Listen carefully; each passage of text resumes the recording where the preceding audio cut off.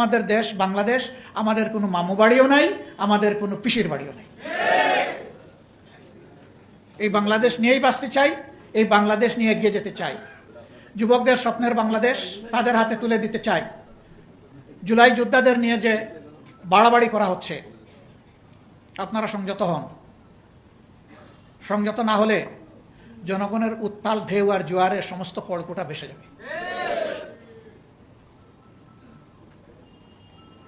আইন আমরা হাতে তুলে নেওয়ার পক্ষে নই, কিন্তু আমরা তাও বলবো যে কেউ শালীনতার সীমা লঙ্ঘন করে জুলাইকে অপমান করার দুঃসাহস আর দেখাবেন না।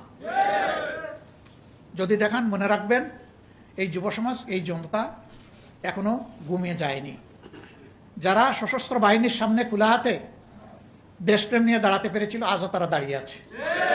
আমরা ঘুমাইনি, আমরা ঘুমাবো না। আল্লাহ হাফিজ। বাংলাদেশ জিন্দাবাদ। আসসালামু আলাইকুম ওয়া রাহমাতুল্লাহ।